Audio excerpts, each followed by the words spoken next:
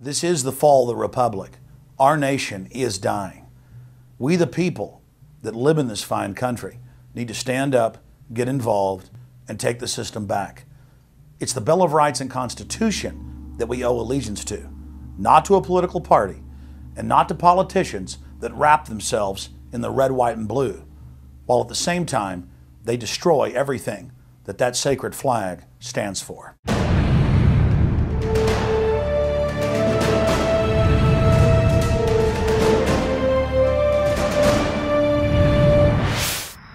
Alex Jones is a brilliant filmmaker who's been exposing government corruption for years. Here are some excerpts from his documentary, Fall of the Republic. Last week, the head of the country's central bank floated the idea of dumping the greenback as the world's reserve currency, replacing it with an international currency. Thousands of people gathered to hear Barack Obama deliver key foreign policy speech on his current European tour. I think a new world order is emerging. This is a hoax and a scam which is designed to transfer wealth and power from the private sector to the government sector and from the government of the United States to a world government. And those people who have been yelling, oh, the UN's going to take over global conspiracy theorists. They've been crazy, but now they're right. And who got the money? Hundreds and hundreds of banks. Any bank or that has access to the U.S. Federal Reserve's discount. Tell us who they are. No. George Humphrey, economist and author. Barack Obama is a puppet of the New World Order to bring in a World Bank, to destroy the economy of this country, and to bring in global governance. And no matter how likable the fellow is, we as citizens of this country need to stand up and say no. G. Edward Griffin, filmmaker, author, and political lecturer. It started with the very beginning when you established that there was a Federal Reserve System given the power of the state to create money out of nothing and to do so without any regard to the will of the people, without any regard to what's behind the money system. In other words, strictly political and economic motives for the bankers and the politicians. Once you granted that power to a group, the Federal Reserve System, the economic crisis was inevitable. This has happened before. Every time in history when the government was given the power, or a group of banks in conjunction with the government was given the power to expand the money supply at will, those economic systems always wound up in crisis and always collapsed. So there's no reason to believe that the United States was given some kind of a get-out-of-jail-free card, an exemption from the processes of history. So the economic crisis began at the very beginning, and as a matter of fact, when the founders of the Federal Reserve System met on Jekyll Island back in 1910 and were drafting the Federal Reserve Act, one of the things they discussed was how to pass on the inevitable losses to the taxpayers. They knew that inevitably something like this would happen, and they knew that there had to be some way to get out of it without destroying the banks, of course, because they were the banks. And they said, aha, we'll go into partnership with the government, we'll take our cartel agreement and pass it into law, call it the Federal Reserve Act, and we'll make the taxpayer come online and be responsible to bail us out if and when the failure finally comes. Over the past decades, since the Kennedy assassination approximately, you've had an ongoing oligarchical transformation of virtually every country in the world. And in the United States, it's taken the form of an oligarchical counter-revolution against the reforms of the 1930s, with the Wall Street interest asserting itself as more and more dominant. That oligarchy is a constitution full of many evils, where the rich dominate the government by buying it, and the average individual or the poor count for absolutely nothing. Oligarchy is a frame of mind. In other words, if you're a banker, this is already a worldview. It's a world outlook, and it implies the policies that have got us here, right? Malthusian policies, zero growth policies, driving down the standard of living, attempts to wipe out all kinds of mass institutions that might be a countervailing force. If you think that bankers are the same as you, you're wrong. F. Scott Fitzgerald once told Hemingway, you know, the rich are different from us. And Hemingway said, yeah, they have more money. And F. Scott Fitzgerald replied, no, it's something much deeper. It's a whole different world. To be an oligarch, to be a Rockefeller or something of this sort, means that you're in a completely different world with values which are the reverse of human values. Now, if you allow the oligarchs to continue to dominate, the destruction of world civilization is a matter of a few decades at the very, very most. So, choose.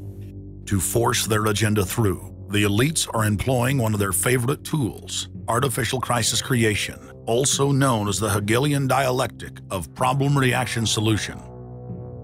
You never want a serious crisis to go to waste. And what I mean by that, it's an opportunity to do things that you think you could not do before. The Earth's ruling elite are first and foremost monopoly men. The founder of the Rockefeller clan summed it up simply when he said, competition is a sin. Rockefeller himself said that competition was a sin. And people quipped at that thinking it was one of his little jokes. He made many jokes about saving pennies and stuff like this. But in reality, he was telling you a truth, that competition to a man like him, who worked for a much larger organization, competition truly was a sin. The economic crash of 2008 and 2009 was an engineered crisis designed to cripple sovereign nations globally to make way for a world currency and a new Bank of the World. Obama is continuing the transfer of national sovereignty to unelected international bodies like the United Nations and World Trade Organization. And most important of all, under the cover of banking reform, Obama wants to hand dictatorial power over the United States economy to an offshore private banking cartel known as the Bank of the World. They have opened up the idea of there being some form of other regulator across countries, and I think that's going to come back. So is this some sort of new world order, which Gordon Brown kind of alluded to? I think a new world order is emerging, and with it the foundations of a new and progressive era of international cooperation. The finance heads of the 20 industrialized nations met again in late September of 2009 at the G20 summit in Pittsburgh, Pennsylvania. At that meeting, ministers called for an end to the dollar as the world reserve currency. They also called for a strengthening of global governance and called for a new world order.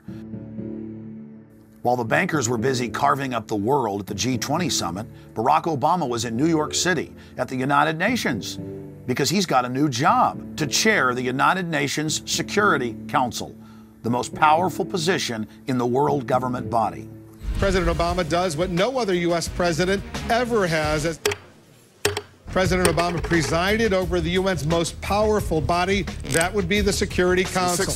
6,191st meeting of the Security Council. For a couple of hours, you could say Mr. Obama was president of the world. It is the story of a world that understands that no difference or division is worth destroying all that we have built. In my own country, it has brought Democrats and Republican leaders together. Leaders like George Shultz, Bill Perry, Henry Kissinger, and Sam Nunn, who are with us here today. Barack Obama is the first president to hold two posts simultaneously. And there's a good reason for that.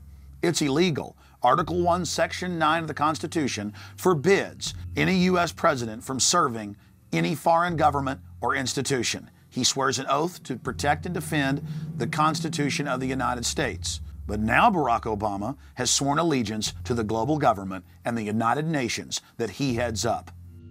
Let that sink in real good. Barack Obama now heads the United Nations Security Council. You cannot serve two masters, and Obama isn't. He's selling out the last vestiges of sovereignty that this country had. This, ladies and gentlemen, is the destruction of our nation, and it's also high treason. Alex Jones explains how the United States government has gotten involved with youth organizations that we're all familiar with, which is very reminiscent of Hitler Youth. Sadly, the Boy Scouts of America have now contracted with the Department of Homeland Security and are now training more than 20,000 Boy Scouts in anti-terror, urban warfare mount training. The federal grants are very specific. The Scouts are trained to carry out seek and destroy missions against disgruntled veterans of the U.S. Armed Forces. One of the things that if you talk to our generals, they are desperate for is a civilian counterpart to our military forces. Everybody somewhere between the ages of 18 and 25 will serve 3 months of basic training and understanding in a kind of civil defense. So is this compulsory then? Well, you have to, in a sense, it's required of everybody, 18 to 25, 3 months, and at some point at that point you do it. Another branch of Homeland Security, the Corporation for National and Community Service, is setting up literally hundreds of other private uniformed youth groups. The White House has introduced legislation to establish forced national service for all Americans between the ages of 16 and 64. In 2008, the North American Military Governorship, known as NORTHCOM, announced that they had deployed 4,000 regular Army troops inside the United States to deal with civil unrest because they knew that their offshore masters were about to rob the United States blind. In 2009, the Pentagon requested funding from Congress to deploy 379,000 military personnel in thousands of communities across the United States. And now, legislation has been introduced in Congress to expand a system of FEMA concentration camps across the United States under the National Emergency Centers Act, H.R. 645. The Republic is hanging by a thread. The last vestiges of our free system of government are being swept away. You know, you got time to watch baseball, you got time to watch football, you got time to entertain yourself, but I think a knowledgeable public we're losing, and we've got to get people back on track to paying attention, because if you don't pay attention to your government and what they're doing, you're going to pay some dire consequences for it. Unless we become active and become influential in the power centers of society, there's nothing we can do about it. Just knowing about it is not enough. And as long as we are given at election time an option between the Republican candidate or the Democrat candidate, both of whom have been selected by members of the Council on Foreign Relations and both of whom have the same general policies, that's not going to change anything either. So the real issue is, so what? And the answer is we've got to recapture control of the power centers of society. The people have a decision to make. Our nation has been seized in the jaws of a global corporate takeover. The Republic is passing into history. We're losing our freedoms. And it's up to every man, woman, and child in the United States to decide whether we're going to be fooled by the slick propaganda of the social engineers or whether we're going to restore the Republic. The values expressed by our founding fathers in the Declaration of Independence and other documents are very important to these times, and it's now our chance to manifest those documents. This is our last chance to not relive history. Hundreds of nations have fallen to tyranny in the last century alone. America is a prize coveted by the despotic megacorporations that now dominate our planet. If their world government is truly to rise, freedom and the republic for which it stands must fall. Now is the time for all good men and women to come to the aid of their country. One of the greatest events in history is taking place before our very eyes. For many generations into the future, our progeny will look back on this time as either a place where humanity rose to the challenge and made a stand against the forces of darkness, or as a time when the planet fell into the grip of a merciless high-tech tyranny.